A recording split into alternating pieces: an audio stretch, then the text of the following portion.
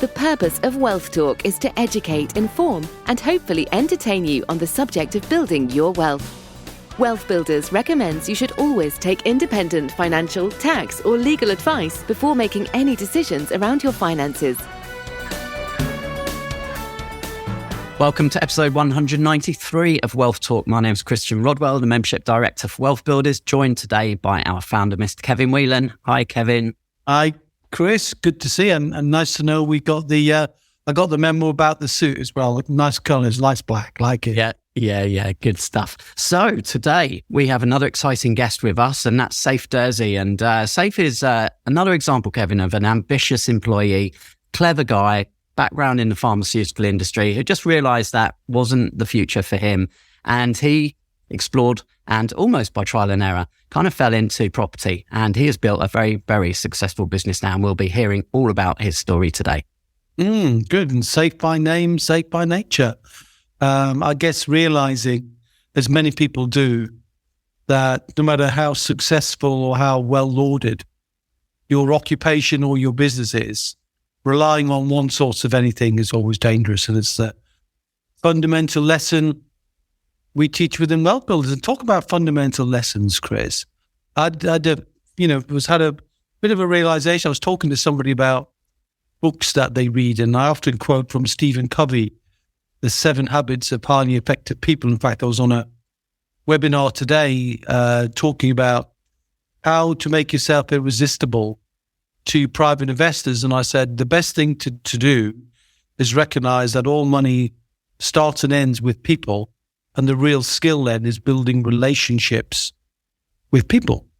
And the quote from Covey is, seek first to understand before being understood. And that's the opposite. Most people, they often want to jump in, don't they, with what's in it for me. And they forget about the whole purpose of building wealth, building business, building property, building any form of recurring, predictable income, is to serve the needs of others, not just think about the needs of yourself. And it made me think about another lesson that's often misunderstood. Chris, seminal book, right? Rich Dad, Poor Dad. Uh-huh. What's the biggest lesson in that book? And it's not the one that I'm thinking of. Well, I'd probably have to say the key lesson would be building assets. You might think that, though. But here's the thought. If the book was Poor Dad's Son Made Good, it kind of wouldn't have the same impact. It's the fact that there was a rich dad. Robert had a mentor. Robert had the power of the leverage of connection. And that's the biggest lesson, that mentors can hugely accelerate. It's not building the assets. He could have built the assets. He could have learned that from another book, which is Man in Babylon or any other book. What he learned was somebody had been there and done it before, and you follow the lessons or they inspire you to learn new ones. And that, to me, is Rich Dad, Poor Dad lives. It's a whole different story. There's no rich dad. It's the rich dad who's the mentor. So just a thought that came to me as I was just thinking about, what are the lessons that we want to get across to people when they're building their wealth. Okay, well, you're giving us a lot of food for thought already, Kevin, and we haven't even got on to our main guest for today. So I know we'll have a lot more lessons to share after we've heard from Saif. And Saif's an award-winning property investor now, and he's done over 100 deals within the last 5 years. So I think there'll be some really interesting points to pull out. So let's head on over to our conversation today with Saif Derzi. Saif, very warm welcome to Wealth Talk today. How are you? Yeah, thanks for having me on, Christian. Really good. Thank you. Really excited to hear about your journey in property, but also in business, because we're going to be talking today about, how you've managed to grow several businesses at the same time and some of those challenges that come with that. And be good to just give our listeners a bit of an intro to yourself. So what is your business and what do you do, Saif? Yeah, sure. So that's obviously evolved over time. But if I look at a snapshot of what we do currently today, we buy properties and then we'll sell them. We'll buy properties and then we'll rent them and hold them. And then we've got a property management business that basically manages them. That's in a nutshell what we do. Okay. And how long has that business or those businesses been operating for? So circa 2018, so getting into sort of the 5th and 6th year on some of these. Okay, excellent. You've had some tremendous success, which I'm sure we'll come on to throughout our conversation. So let's just rewind it quickly, because it's always good to kind of know what's the backstory, what got you into property. Yeah, so my dad was a traditional sort of landlord back in the sort of 70s and 80s in London. So he did everything himself. You know, there was no courses back then. There was no YouTube. There was nothing. He kind of just figured out that property was a great way to build wealth and get into it. He ended up going through this recession in the 80s, which obviously hit him pretty hard. And I learned a lot from his stories, basically, in lessons. So he basically told me a lot about the things that went wrong, not the things that went right. And I took a lot away from that. I went and did pharmacy and graduated as a pharmacist and really didn't find any sort of pleasure or any satisfaction. So I went on afterwards and basically tried to look at how can I create a business out of the knowledge that I have from being a pharmacist. And I created a healthcare related business, which I won't go into too much detail about, but the realities of that business, I started it from scratch with nothing. It was an idea. I had to go out and sell a vision and idea to a lot of manufacturers, which I did successfully. And it wasn't just that, it was more because I created something tangible for them. I got them sales without costing them a single penny. And I just put a margin on top. That's the reality of what happened. So they made money from me and I made money from them, which was a real good symbiotic relationship. And that was the start of me making money in general, which then allowed me to think, what do I then do with that money? What's the natural next step of trying to, as wealth builders look at it, how do you really sort of look to build that wealth over the long term? And for me, the main thing was property. That's what I just saw as a real pillar for me in terms of what I want to try and achieve out of the wealth building is property as a vehicle. And that's when I got into property investing. Right. So what was driving you in that early stages of business when you say you hadn't really done that before, but you were successful with it? What do you think was some of the key elements that led to that success? So I think for me, it was just looking at it from a point of view of how do you find a property that is of good value? So for example, for me, how I started off, I looked at Salford at the time, which is based in Manchester, where you got all these massive high-rise buildings going up and so much infrastructure and, so much investment going into it. And all I did was look at an area right very, very close to it, but it was secondhand. So it had been built, let's say 7 or 8 years before that. So it was already lived in. The shine and everything went off that. So basically the premium had come off that. And I just thought, well, if I buy this, then as these get built and these get sold and you got all these sales agents selling them for top dollar, this will naturally go up in value. And that's all I did. It was nothing sort of too clever, really. It was just more a case of just trying to find the value in something that was essentially developing as an area, really. And that's what I did. Yeah. And were you doing this by yourself at the time, Saif?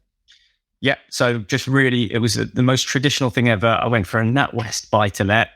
So I actually went to the bank themselves and I said, can I get a buy-to-let mortgage? I went to an estate agent to basically say, I found it on Rightmove, went to an estate agent and tried to agree the property and went to an estate agent to rent it out. As simple as that, didn't think, let me do it myself, let me do this. I just said, let me find an estate agent to buy it from, let me find an estate agent to rent it, and let me go to a bank to get the lending. Just as simple as that. It was really vanilla. Yeah. And what year was that? Just remind us. 2015. Okay. Now, let's just quickly fast forward now. Just give us some numbers as to how many deals, how many properties, what kind of revenue and cash flow, and then we'll kind of go back and we'll see, well, what are the steps that you took in order to get to this point today? Sure. So fast forward to today, we've done over 160 deals. So we've bought and sold over 160 deals. Cash flow varies because we've got that into different businesses. So we've got the investment side and then we've got the trading side. But, typically on the trading side, we can net anything from sort of 2 to 300K in a year. And that's net after everything, basically. And that's on the trading side of things. And, I don't really talk about revenue as such because for me, revenue doesn't make as much impact as net profit really does.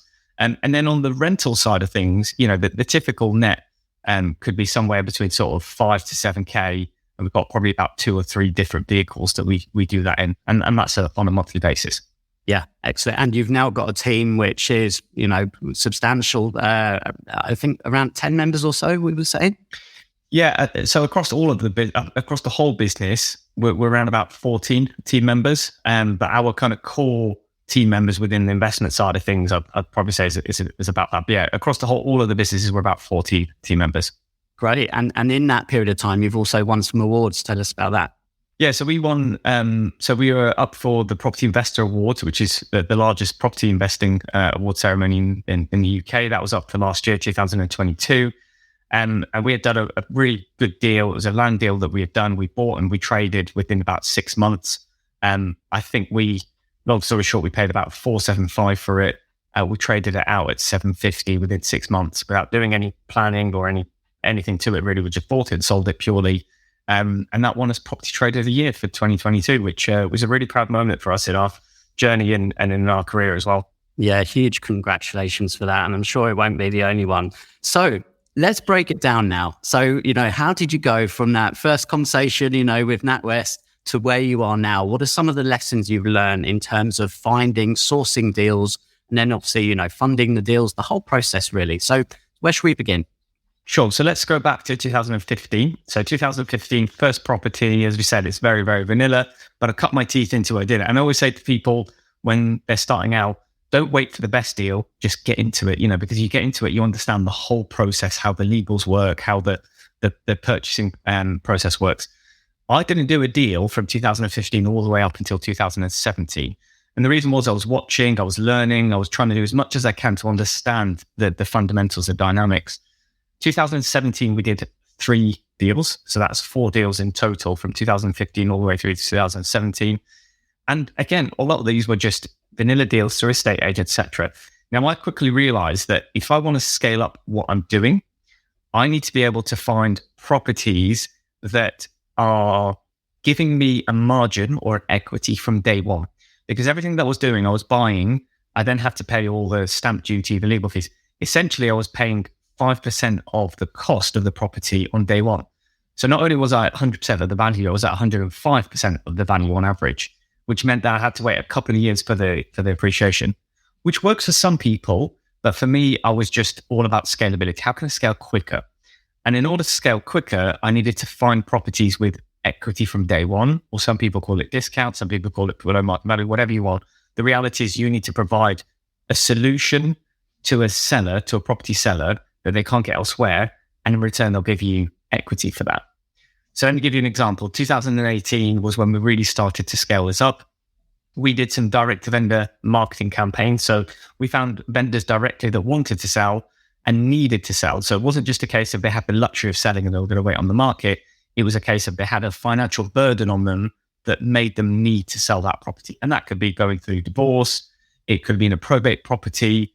It could be all sorts of stuff, really. It could have been a tenanted property where they have problematic tenants, etc. So they came to us and we got known as the people that would always execute on that purchase. So anyone that needs to sell, they knew they weren't going to get the highest price with us, but if they needed the speed and they needed the certainty, they could come to us and we would always provide that for them.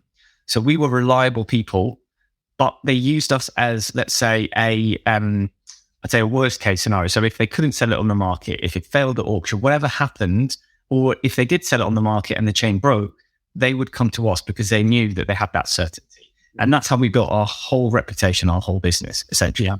And are you referring to individuals there, or did you make some connections where those kind of deals were flowing through and they knew that you were a kind of trusted source to help them? We made connections with property funds, institutions, and individuals. And in all honesty, it was purely just a mix. But the thing is, I would have someone that was selling their, grandma's probate property, who then basically told their daughter about it. When their daughter tried to sell their property on the open market and couldn't, they came to me. So there's a lot of word of mouth happening within the individuals, and the institutions were obviously quite recurring, which was obviously ideal for us. So yeah, it was quite a mixed bag, I'd say. Yeah.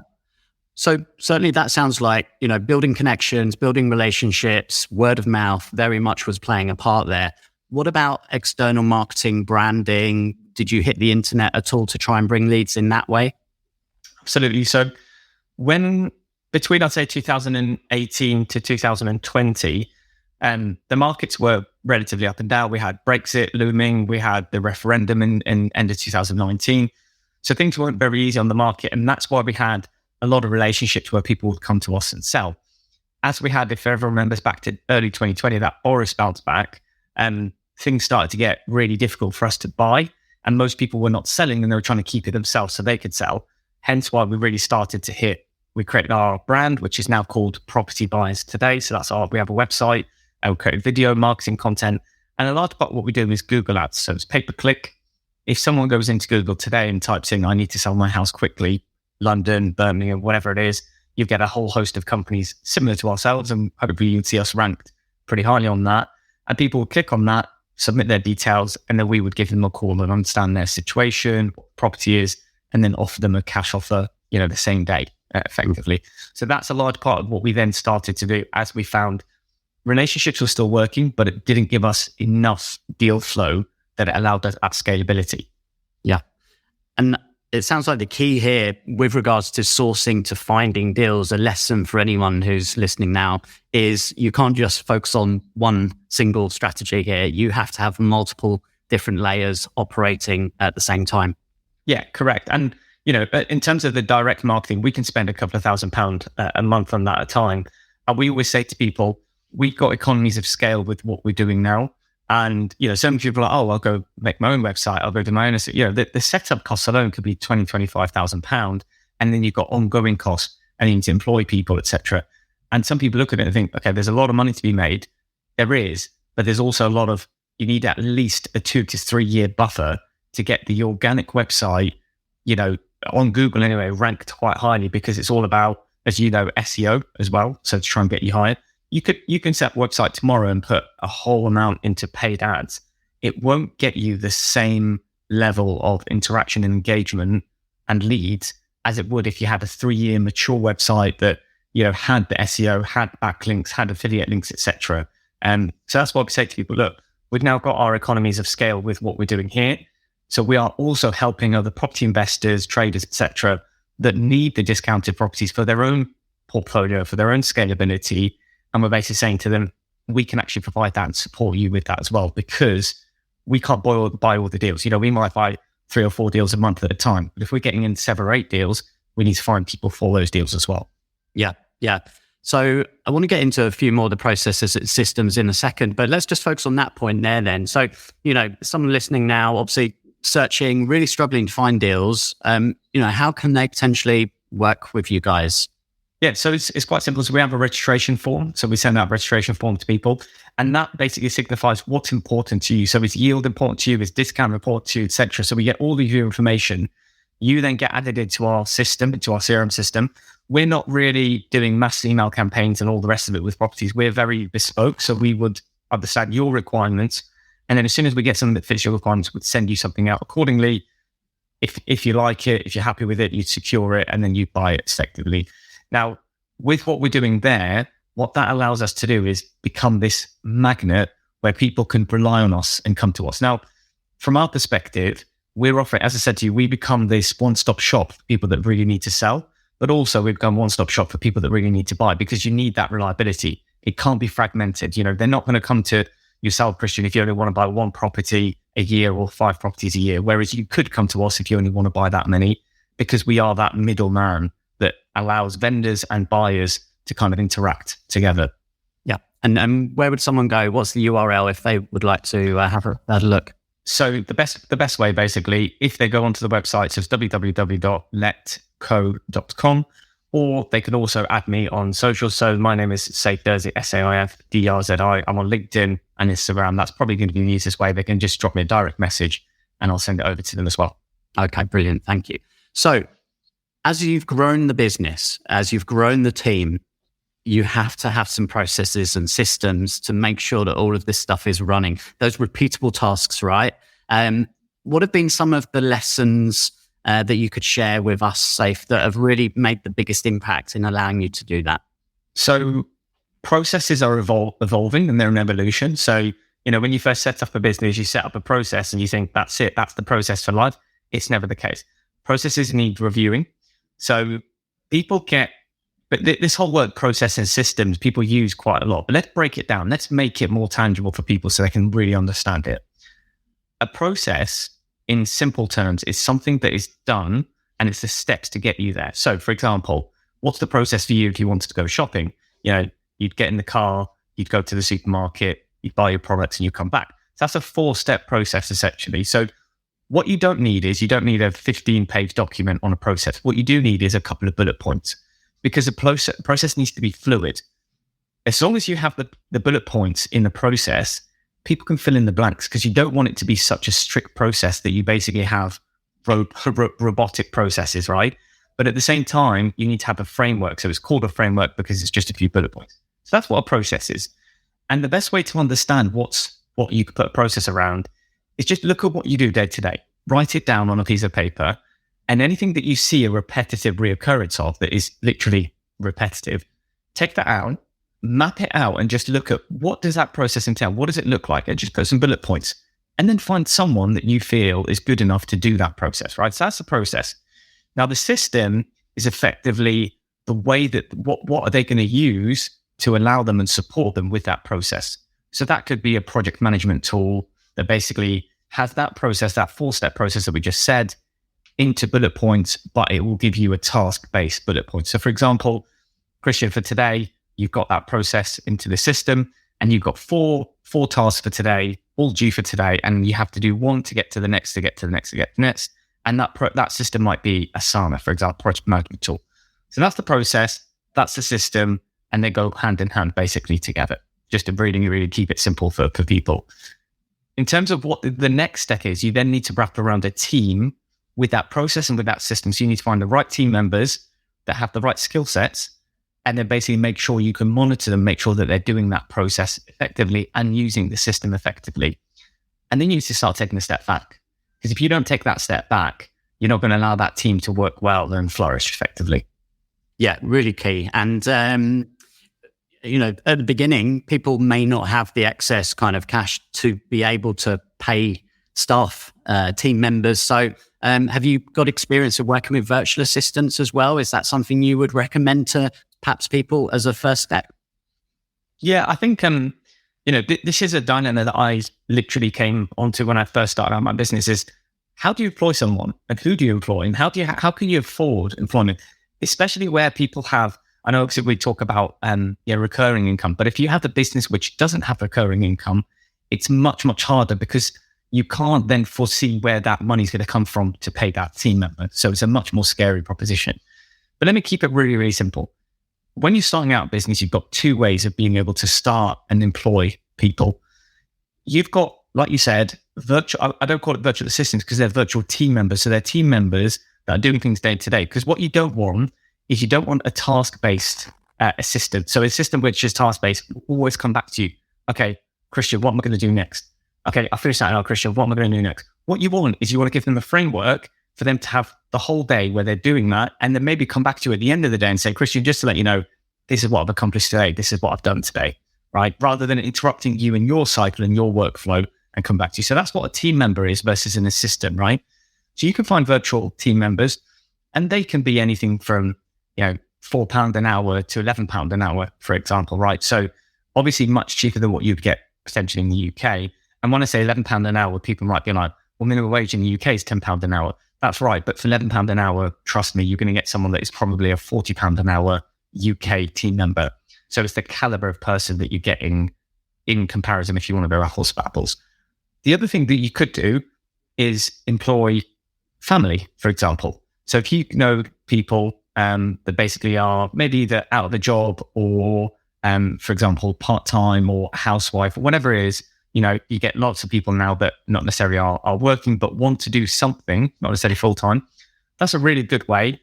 And you can incentivize them. You can say, look, I don't have a recurring income right now, but maybe I pay you a percentage of your profits or I pay you a percentage of sales or whatever it is. But there needs to be an incentive there that is not necessarily aligned to just a straight salary, for example.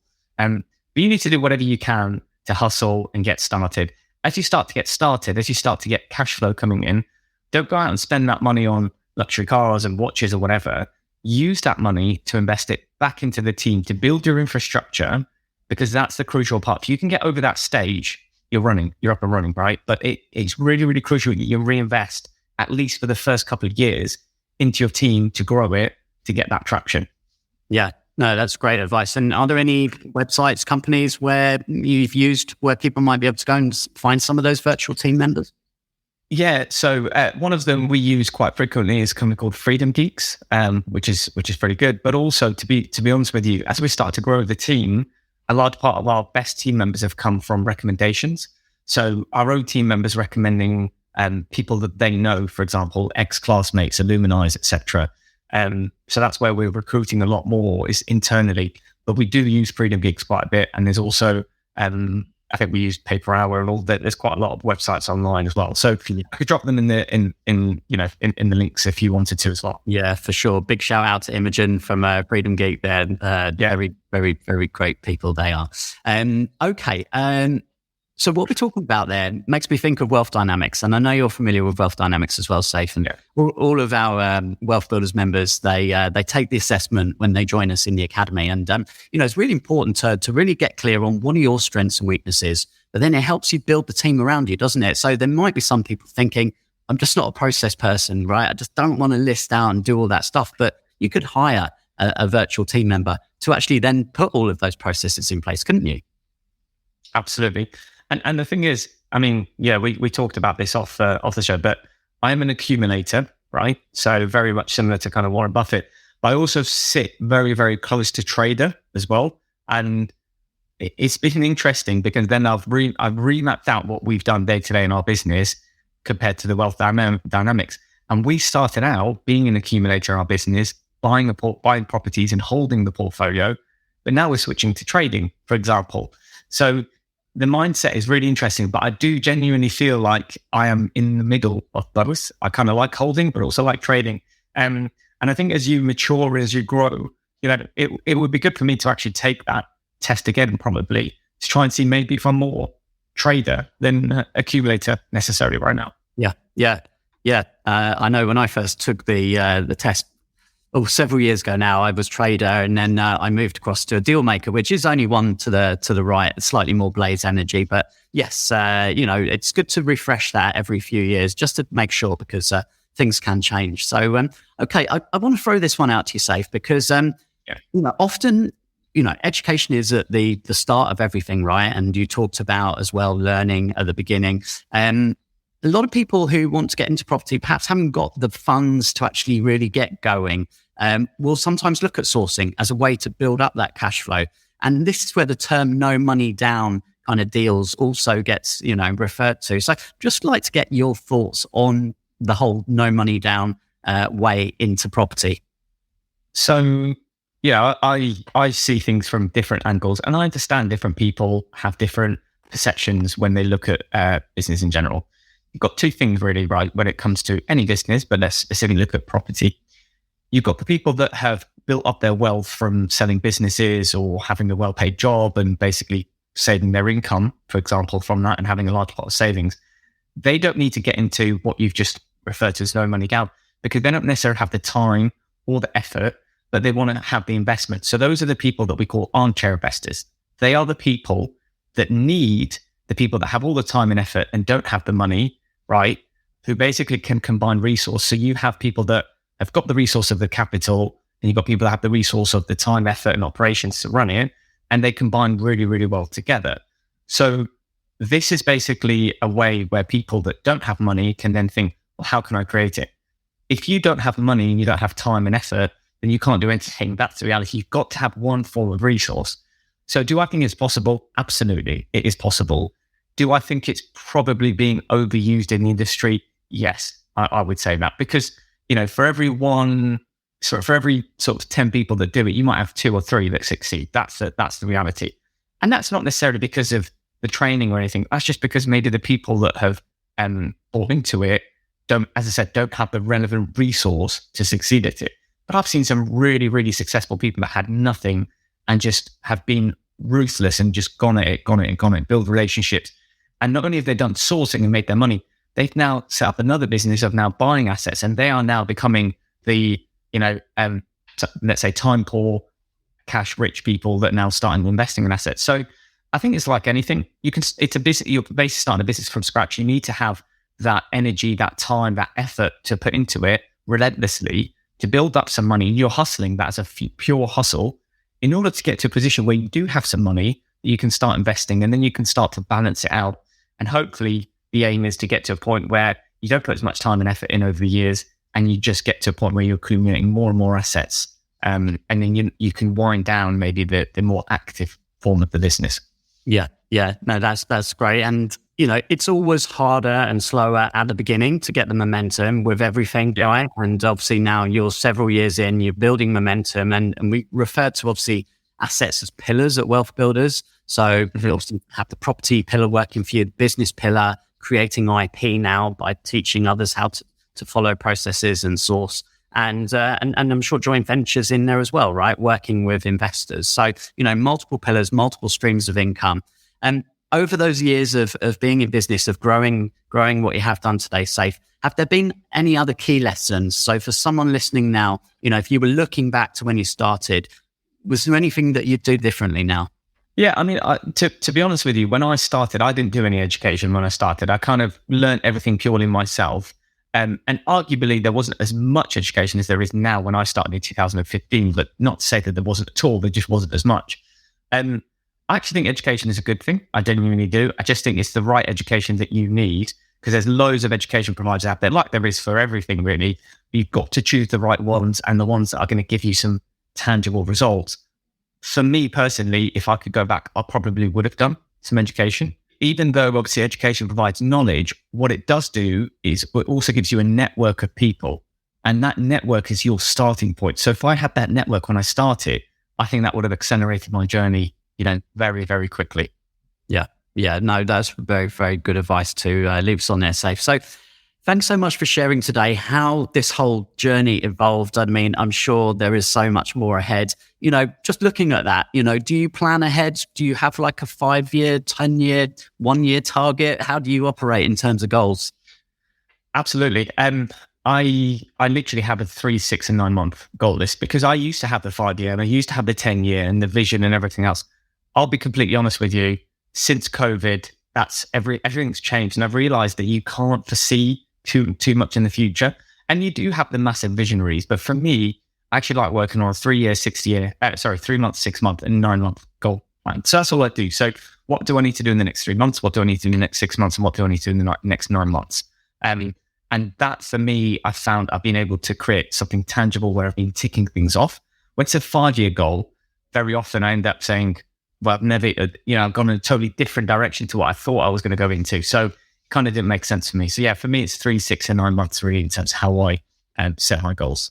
Yeah, no, that's very interesting. Okay, it's been great, Saif. And again, congratulations on all of your success so far. Just remind listeners, if they want to get in touch, if they want to kind of follow what you're doing, where should they head to? Yeah, so I'm very active on Instagram and also on LinkedIn. So my name is Saif Derzi. So that's SaifDerzi. I'll drop you the links as well. But I'm Saif Derzi on Instagram, Saif Derzi on LinkedIn as well. That's probably the best ways to get hold of me. And don't be afraid to drop me a direct message. A lot of people are like, oh, I thought you're really, really busy. It's like, yeah, I am. But I'm also happy to chat to people. I'm also always happy to engage with people. So, don't be afraid to drop me a direct message, and happy to have a chat. Brilliant. Well, thanks so much for taking the time out to chat with me today. And we'll catch up again very soon. Thanks a lot for that. Cheers, Christian. Okay, so hope you enjoyed listening to that one, Kevin. I'm sure there were some lessons there that we can pull apart for our listeners. But before we do that, let's head on over to Trustpilot. And I'm going to read out a couple of short reviews that have come in recently. And the first one's from Winston. And he says, had some great conversations with Gary at Wealth Builders, which have really helped me clarify my strategy for using my SSAS pension. And then soon after that, Olu said, I had a discovery call with Kevin Whelan, and within an hour, he was able to identify some issues and actionable steps for me to take. So impressed! ! Oh, well, it's not my first rodeo. A couple of Whelans there mentioned. Yeah, I mean, look, it's the CAT scan brain is just, I love to deploy it, and often will give people free time just because, I like to try and help people wherever I can. But also, just touching on the fact that you do need a team. Wealth Builders is not about any individual. Of course, I've had a role in the creation of the IP, but the perpetuation of that, the development of that sits with yourself and with Paul and with Gary and with Sue and with Matt and with names I could go on and mention. So, which I think is a great point that Saif brings out in his story, although I think he mentions it near the back end, which is the more predictable your income flow is, the more certain you are of your ability to get the leverage of having more members of your team. I think that's really important because it's very difficult at the beginning to leverage with employees and others where you don't have that income, because you can, in many cases, I've seen business owners, employee people live pay slip to pay slip, and business owners live payroll to payroll. They're just about making payroll. They often will pay themselves more than they're paying them, less than they're paying their staff. So there's lessons to be made in there. But I think that was a very good observation by Saif, which is as soon as you get that recurring income, should reinvest some of that in the ability to improve it, develop it, nurture it, and grow it. And he's done that. So congratulations to him. Yeah, so Saif shared about how he used processes, systems to grow multiple businesses at the same time. And we'll look at some of those in a second. But I think one of the key things is just get going. So he was talking about the start of his journey. He didn't really know what he was doing, but he just got going. He got his first property. And sometimes that can hold people back, Kevin, can't it? They can want everything to be perfect and they want to understand everything before making a move. But then it may never, ever happen. Yeah, well, we've dealt with that before, many podcasts about the drifters and the DIYers and those people who do overthink their situation and want every traffic light to be green before they set off on a journey. And that's an impossibility. I think I'm much more in the camp that you just outlined there. Just get started, you'll get better later. And when you get better, you'll make different distinctions, but you can't make the distinctions spectating. You make and learn the lessons by doing. So entrepreneurship, the education comes from doing, it doesn't come from learning. No book, no advisor, nobody can teach you to do wealth. They can give you some lessons and give you some insights, but in the end, it's you who's got to do it. And I often try and encourage people to get off the fence, Chris, because sometimes when you're on the fence between one thing and another, you get splinters up your bum and they can be painful. So just get off the fence and do something with somebody. Doesn't matter who it is, just choose to get started, because then you start moving. So you start being in a car that you go from. You wouldn't judge your journey in a car by how far you go from zero to first gear. If I'm trying to get to Newcastle to go and watch a football match, I can't get there by thinking about first gear or assuming all the traffic lights between here and St. James's Park are going to be green. They're not. So you just get going, and then the journey will take care of itself, particularly, by the way, if you've got guides and mentors, because they, like a GPS, they'll show you the way, they'll show you the shortcuts. And if there's enough testimonials and evidence that it works, they'll actually be able to show you who they've helped as well. So it isn't just about who knows how to do it, but who can demonstrate that they've helped others, because teaching is a skill. And good to see many people in our field, Chris, good teachers, but also have got the evidence they've done it for themselves as well. Sure. And I'll just quickly mention, of course, we know what that roadmap is at WealthBuilders, and hence where we're able to help many people through the WealthBuilders Academy. And that roadmap contains 9 steps. And one of those steps is what we call the Wheel of Wealth. And this is the process you created, Kevin. 5 steps, which we won't go into too much detail, but we've covered it in previous episodes, actually back in episode 9. So I'll link to that. But the Wheel of Wealth essentially... time ago. But the Wheel of Wealth, begins with education. It includes having good support, having the right connections, doing your due diligence, and then taking action. But we teach our members that, and that helps people to take that first step, to get that first wheel turn and start to generate that first bit of recurring income. And once you've done that, it builds your confidence and you can really go from there. Yeah, it's like going from first to second, and you remember when you first learned to drive, your feet, your hands, your eyes, everything was in the wrong place. You couldn't quite work it out. But after a little while with instruction and feeling safe, you get to do it. So it does work. So I think if you're sitting on the fence and thinking I'd like to be wealthy, but I don't know where to start, just get started. Yeah. And find somebody or find something you want to get an education on, because education is the precursor to all wealth. Find something you're interested in and do some reading, do some listening, and then find some people who know how to do it and make a connection, because they should be able to at least move you a little bit to a place where you feel confident enough to take some action on your own. Yeah. And if you're interested just to have a look at the Academy, see exactly what that roadmap looks like, then head to wealthbuilders.co.uk/academy. So let's talk just for a moment about the systems, the processes. There were some tools there. Obviously, software plays a part now, automating processes that you find yourself doing. And often when you start out in business and you haven't got the money to build your team, you find yourself doing repeatable tasks week after week, and they're very low cost tasks. They don't really deliver a high income generating result for you. So if you can outsource quickly, you can find people for, very low costs on some of the sites that he mentioned there, people per hour. And we've also had a couple of our connections on previous podcasts. Christina Osborne was an episode I'll link to. Christina helps property investors with a whole team of virtual assistants or virtual property team members. I prefer that name, doesn't it? And also Steve Day from Systems and Outsourcing. So I'll link to those because those were great episodes, which would really help anyone listening who needs to start outsourcing some of those tasks.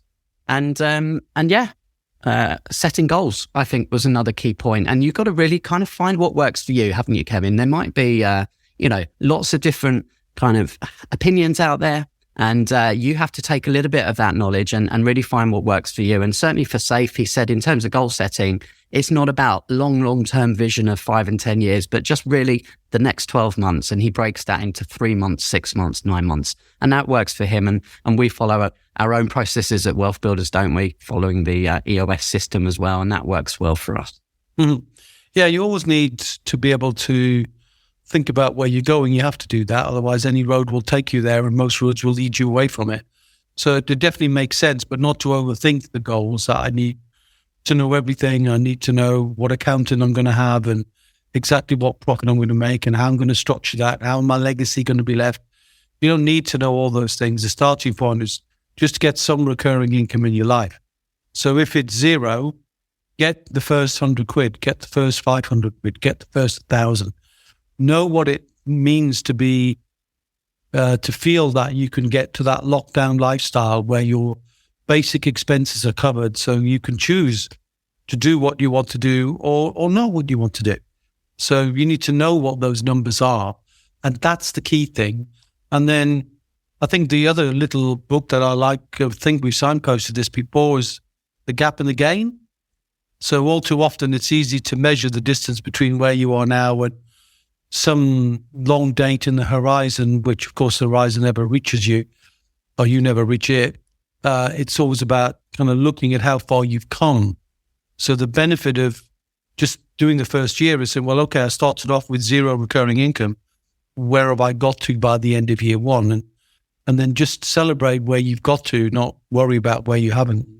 So often people can beat themselves up when they go into comparison economics between what other people have done. I wouldn't worry what Saif has done. He's done what he's done, and I'm pleased for him that he's won some awards. I'm actually also delighted to be on the judging panel for those awards. Not particularly in Saif's award, I didn't have anything to do with that, but I do get involved in the Property Investor Awards. And looking forward, by the way, it's a really helpful thing for those who like property to think about going to those and be inspired by other people. So maybe you could send a link to the lovely people at Property Investor Awards.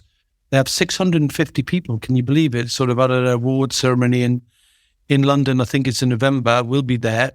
And definitely look those up and see if it might be something you might want to go to and maybe be an award winner yourself someday. Yeah, no, that would be fantastic. And I think that probably covers all of the lessons there, but just a great example how Saif took that first step and then 160 properties bought and sold over a period of 5 years. He never would have imagined that when he did his first deal, but without doing that first deal, he never would have got there. So yeah, thank you to Saif. And we've shared all the links in today's show notes. If you want to get in touch with him, have a look at some of the property portfolio building that he does for his clients, then go and click on today's episode, click the links. And if you enjoyed it, don't forget to also share this with a friend so we can continue to spread the word and help more and more people and build our community even bigger and better than it is today. Well, thanks for doing that, Chris. Thanks as always for doing the interviews. I always appreciate that. And I guess we're slowly getting up to our 200, aren't we, really? We are gearing up for the big party. So, yeah.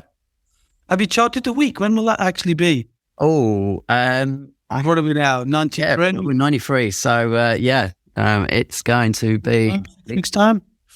Better be a good one. You need to think ahead, Chris. In July. Well, can't have a damn squib on number 200. No, we'll make sure. There are no damn squibs on WealthBuilders. Everybody is outstanding in their field. And I think as we term it in WealthBuilders, outstanding in a niche. And I think that's another key lesson to learn, I think, which is you can't be outstanding at anything unless you play full on. You know, you can make some money, fine. Build your recurring income, great. But think about moving towards as if you're charting a little story of your path, like Saif has done, from 0 to 160 properties.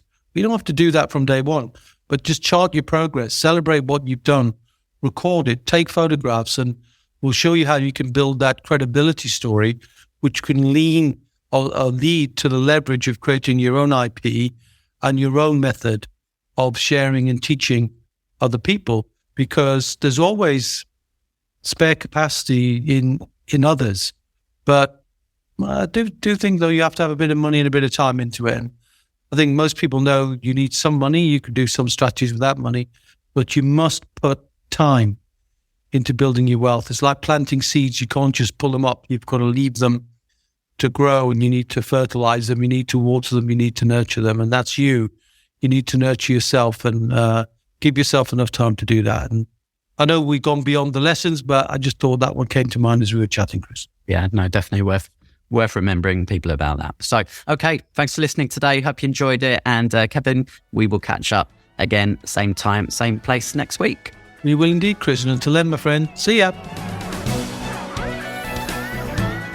We hope you enjoyed today's episode. Don't forget that we are constantly updating our resources inside the WealthBuilders membership site to help you create, build, and protect your wealth. Head over to wealthbuilders.co.uk/membership right now for free access. That's wealthbuilders.co.uk/membership.